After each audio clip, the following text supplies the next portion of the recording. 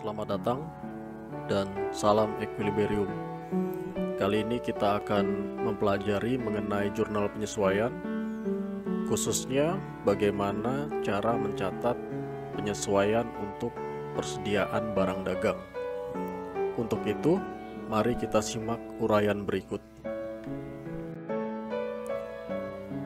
Ada dua cara yang digunakan dalam pencatatan jurnal penyesuaian untuk persediaan barang dagang, yaitu yang pertama adalah metode ikhtisar laba rugi dan yang kedua adalah metode harga pokok penjualan atau HPP. Kali ini kita akan membahas kedua metode tersebut.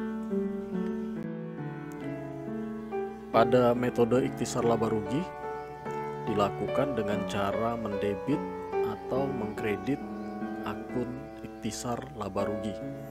Jurnal penyesuaiannya bisa kita lihat sebagai berikut. Yang pertama, untuk mencatat persediaan barang dagang awal, maka jurnal penyesuaiannya ikhtisar laba rugi didebit dan persediaan barang dagang awal dikredit. Nilainya sebesar nilai persediaan barang dagang awal yang ada pada data, bisa pada neraca saldo atau keterangan yang ada. Lalu, jurnal penyesuaian yang kedua yaitu untuk mencatat persediaan barang dagang akhir. Jurnalnya kebalikan dari yang pertama. Maka persediaan barang dagang akhir didebit dan ikhtisar laba rugi dikredit. Nilainya sebesar nilai persediaan barang dagang akhir. Jadi kalau jurnal yang pertama tadi nilainya sebesar nilai persediaan barang dagang awal, jurnal yang kedua nilai debit atau kreditnya sebesar persediaan barang dagang akhir. Nilai persediaan barang dagang akhir ini bisa kita ketahui dari hasil perhitungan fisik ataupun data yang ada. Lalu yang berikutnya adalah metode harga pokok penjualan atau HPP. Pada metode ini kita akan mencatat jurnal penyesuaian persediaan barang dagang dengan mendebit atau mengkredit akun HPP. Jurnal penyesuaian yang kita buat apabila menggunakan metode HPP ini ada beberapa. Yang pertama adalah untuk mencatat persediaan barang dagang awal. Maka akan dicatat seperti ini. HPP di debit, kemudian persediaan barang dagang awal di kredit. Nilainya sebesar nilai persediaan barang dagang awal. Lalu jurnal yang berikutnya untuk mencatat pembelian. Maka jurnal yang dibuat, jurnal penyesuaian yang kita buat adalah HPP kita debit dan pembelian di kredit. Nilainya sebesar nilai pembelian yang bisa kita lihat pada neraca saldo.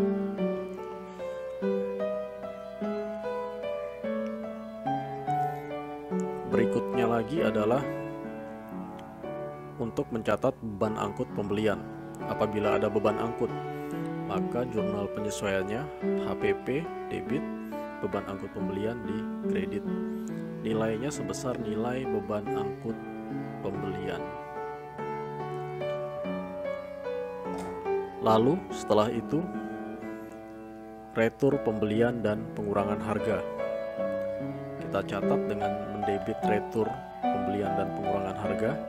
Ya, ini kita debit dan yang dikredit adalah HPP. Kita kredit. Setelah itu kita mencatat potongan pembelian. Potongan pembelian dengan mendebit akun potongan pembelian dan mengkredit akun HPP. Dan yang terakhir adalah mencatat persediaan barang dagang akhir.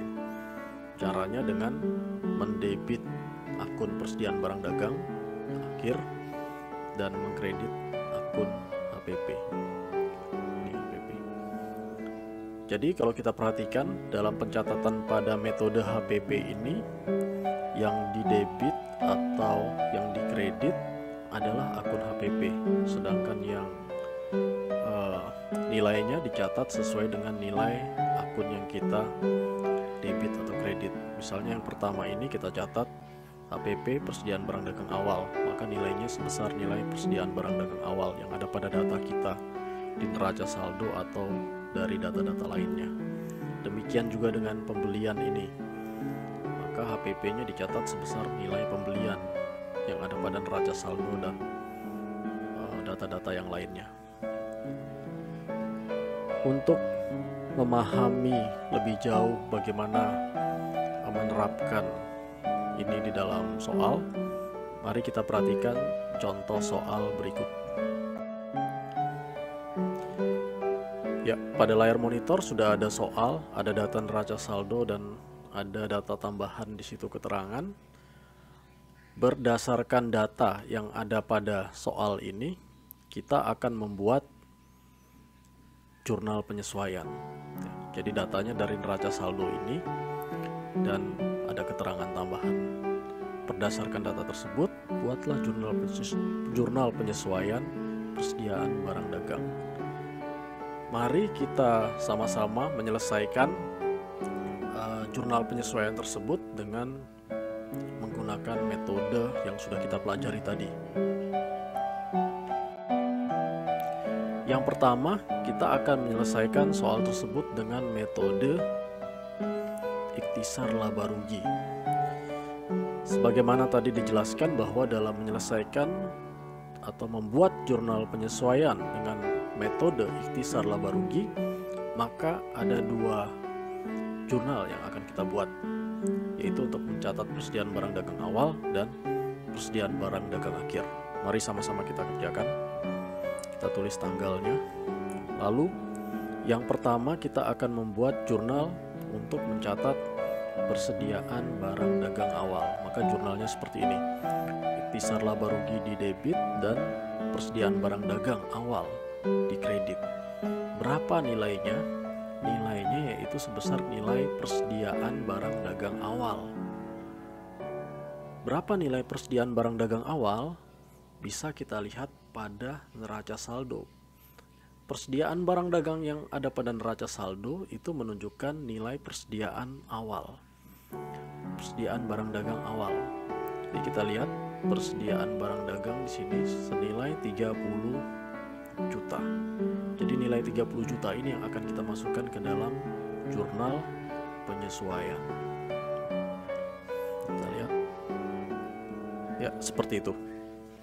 Itu adalah nilai persediaan barang dagang awal 30 juta. Sesudah itu kita akan mencatat persediaan barang dagang akhir. Jurnalnya seperti ini. Persediaan barang dagang akhir kita debit dan ikhtisar laba rugi kita kredit. Nilai persediaan barang dagang akhir bisa kita peroleh dari data keterangan atau mungkin dari perhitungan fisik biasanya. Lalu kita lihat pada keterangan data di sini diketahui bahwa pada akhir tahun persediaan barang dagang akhir sebesar 27 juta. Nih, 27 juta. Jadi nilai 27 juta ini yang akan kita masukkan ke jurnal penyesuaian ini. Sehingga jurnal penyesuaiannya akan seperti ini. Dengan demikian kita sudah menyelesaikan jurnal penyesuaian untuk mencatat persediaan barang dagang jika dicatat dengan menggunakan metode ikhtisar laba rugi. Selanjutnya kita akan mencatat dengan metode yang berikutnya, yaitu metode HPP.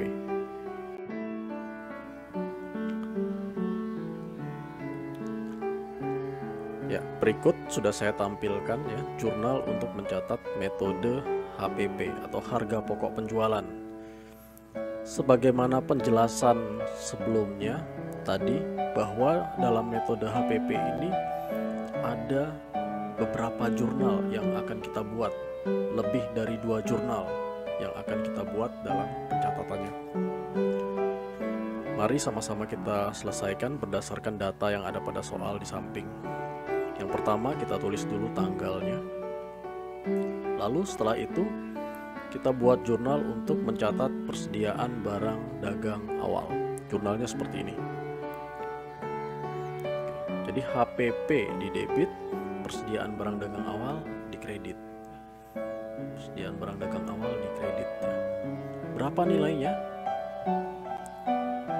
Nilainya yaitu sebesar nilai yang ada pada data neraca saldo, yaitu 30 juta.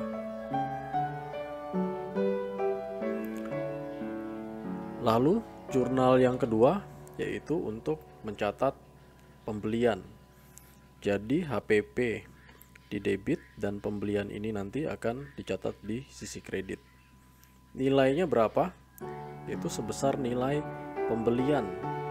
Kita lihat pada neraca saldo, ini ada pembelian yang nilainya 75 juta. 75 juta ini pembelian. Maka itu akan kita catat di jurnal penyesuaian seperti berikut. Ya, sudah kita catat. Selanjutnya kita buat lagi jurnal penyesuaian yang berikutnya yang terkait dengan pembelian, yaitu ada beban angkut pembelian. Maka kita catat nilai beban angkut pembeliannya. Kita lihat di neraca saldo apakah ada beban angkut pembelian senilai 12 juta. Kita masukkan ke sini 12 juta. Setelah itu yang terkait dengan pembelian lagi yaitu retur pembelian dan pengurangan harga. Jurnalnya seperti ini. Retur pembelian kita debit, HPP kita kredit. Nilainya berapa? Sebesar data yang ada di neraca saldo. Retur pembelian dan pengurangan harga 8 juta. Kita masukkan dia ke sini. Retur pembelian dan pengurangan harga. Ya, sudah masuk. Lalu yang selanjutnya adalah potongan pembelian. Maka potongan pembelian kita debit dan HPP kita kredit. Nilainya sebesar nilai potongan pembelian yang ada pada neraca saldo, yaitu 2 juta. Oke, 2 juta. Lalu yang berikutnya adalah persediaan barang dagang akhir. Pencatatannya, persediaan barang dagang akhir kita debit dan HPP kita kredit. Nilainya sebesar nilai persediaan barang dagang akhir. Pada soal ini kita ketahui bahwa nilai persediaan barang dagang akhir adalah 27 juta. Jadi itu kita masukkan 27 juta. Demikian cara kita mengerjakan jurnal penyesuaian apabila dicatat dengan metode HPP. Intinya tinggal memindahkan data yang ada dari neraca saldo ke jurnal penyesuaian seperti yang kita lihat pada layar. Demikian pembahasan mengenai pencatatan jurnal penyesuaian pada perusahaan dagang, khususnya untuk mencatat persediaan barang dagang. Terima kasih atas perhatiannya. Semoga materi ini bermanfaat. Salam equilibrium.